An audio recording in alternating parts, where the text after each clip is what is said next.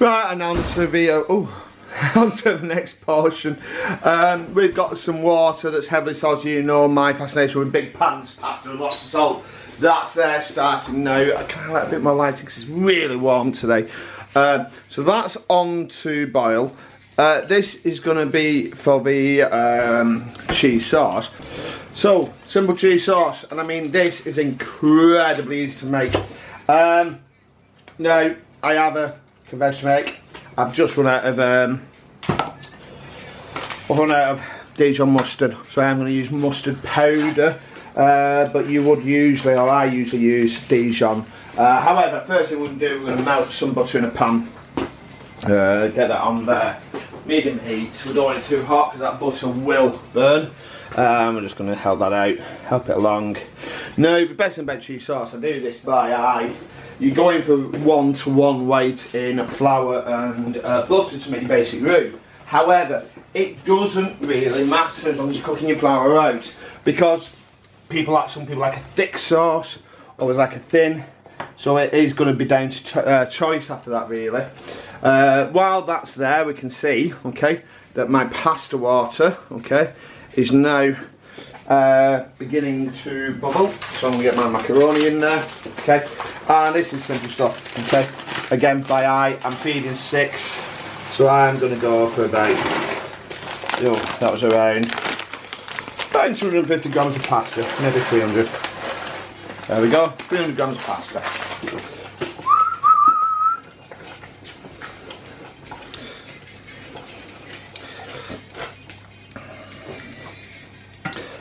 So that's melting.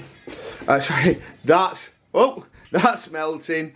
That's about to boil. We can just leave that. That doesn't need anything doing to it.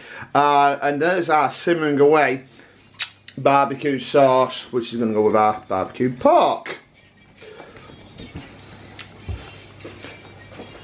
Going back when that's melted. So there's our pasta, nice and bubble away. Okay, I'm just going to give it a very, very brief stir, just to loosen it up a bit. Okay, and I'm ready to do that now. And that's so. As I said before, I like to do this by eye because I kind of know what I'm going for. But I'm looking for around 50-75 gram butter, about 2 to 3 tablespoons of flour. Okay, but I will judge that for thickness as I'm cooking along. Now the thing is about this, you really need to stay on it because it can burn quite easily. Some people like to brown the butter to give it a bit of nuttiness. Some people like to add some people like to add what's it called? Nutmeg. Gotta be honest, I'm not a fan of nutmeg as a seasoning. I'm really not.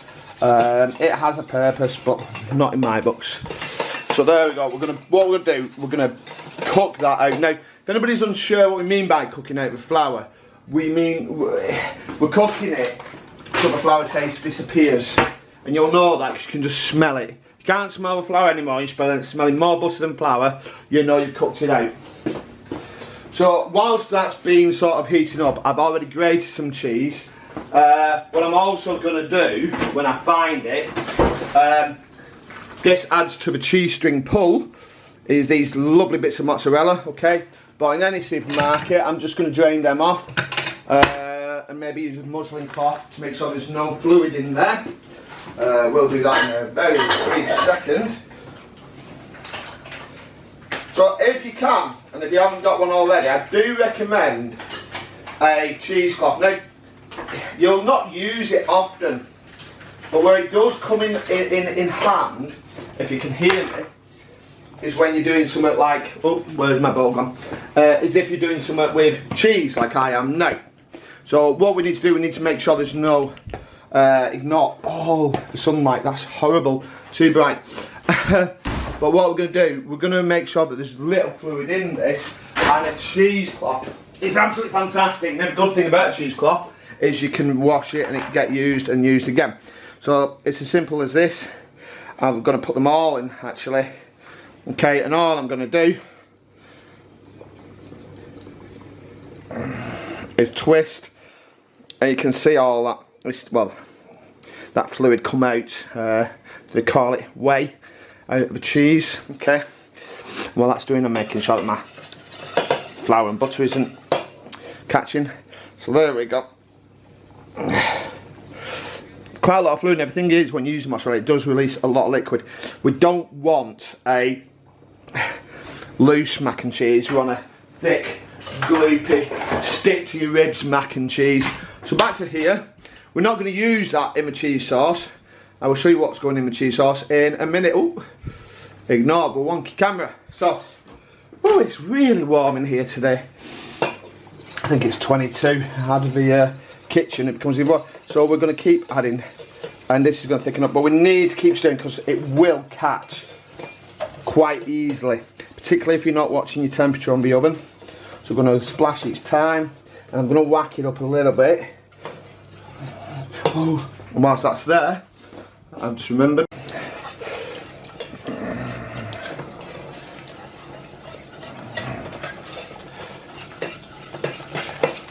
Now this is where this part really you want to do on a quite a low heat on your lowest hob.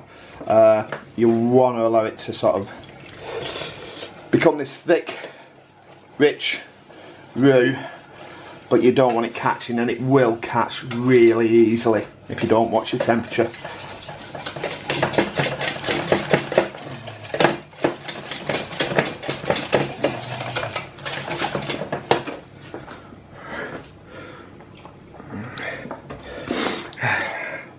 Oh, it is sweltering in here. It's like so again, this is a really simple. Alright, you could argue that cheese is expensive. I think the cheese has cost me about £4, but with the pasta and the milk and everything, you're probably looking at a very meal on its own that'll do your small, well, a family of 4 with relatively good appetites. Well, they're good. So I can afford to, now that roux thinning, I can afford to bring it up a bit.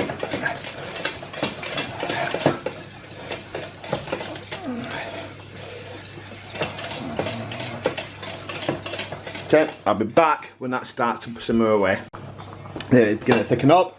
So now it's going to go in our flavouring. Now, the flavouring, the seasoning, I'd usually do Dijon, but I've no Dijon, so I'm going to do a splash of salt, a bit of pepper. No, salt and pepper, pretty much you need in everything, okay? Bit of pepper. And then what I'm going to do instead, because I have new, I don't even look like I've got some of that. I've got some, I'm sure I saw some somewhere, and I don't know what's gone with it. I would put, there we are. Okay, so, I didn't know this, but believe it or not, this is how mustard used to appear. So instead of Dijon, I'm going to put about a teaspoon of mustard powder in there. I'm going to turn that right back down because this is where it's going to thicken and start to catch. So we need to keep stirring now. Now, that's kind of a thickness I want. I don't want a thin sauce. And just to add, now I'm going to insult people, I know this, but hey, there you go. 2 cheese slices in there. I find it gives that kind of sticky richness that people associate with mac and cheese. So 2 to 3 in there, okay. Now it is a bit thick, so because I'm adding some more cheese as well, I'm going to add more.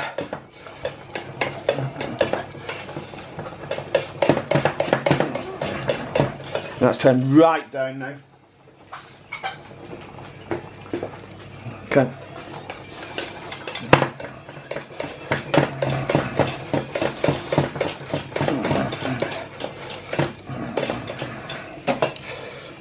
A bit more. Just want to thin it out a little bit because I know that I'm going to add some cheese to this, and that cheese is going to thicken it even more. Okay, so that's there, that's nice and done now.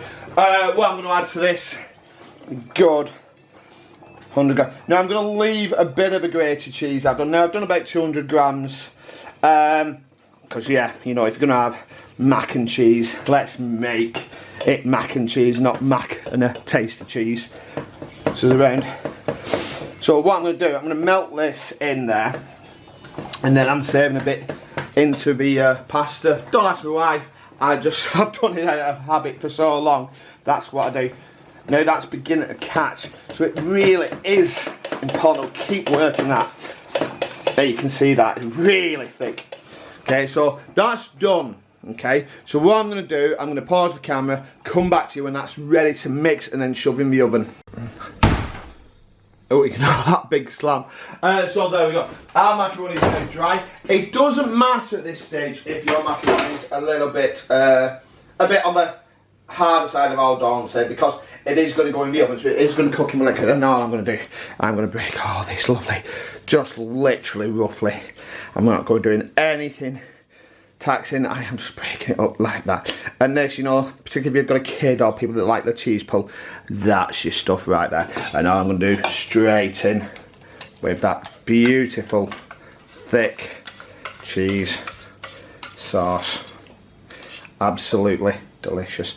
Still lots of it left there, so that is beautiful. And all I'm going to do now is a little bit more of that cheese that I said.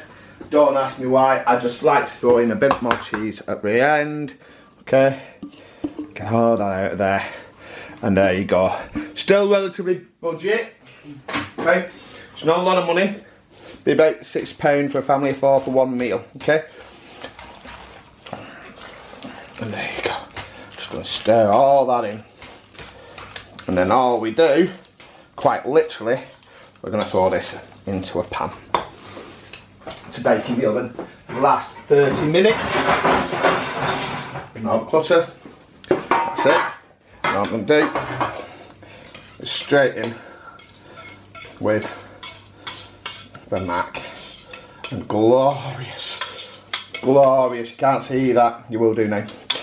Absolutely glorious, that. And that's it. A budget friendly, beautiful, cheap, sticky, cheesy, oozy, all those words, mac and cheese. Now that's going to go into the oven for about 30 minutes. And that's it. All that's left to do is finish the pork, shred it, add the barbecue sauce, and we have our beautiful meal. 3, 2, 1, see you soon. And there you go. There's our delicious, bubbly, cheesy, ooey, mac. I can't think of enough words, I can't get my words out. But there's my mac and cheese, very simple to make. Let's have a dig in there.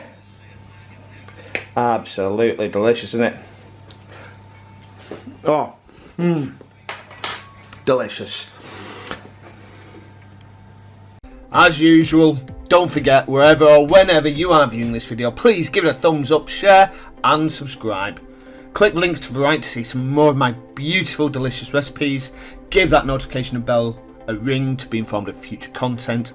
And last but not least, comment below what's on your plates.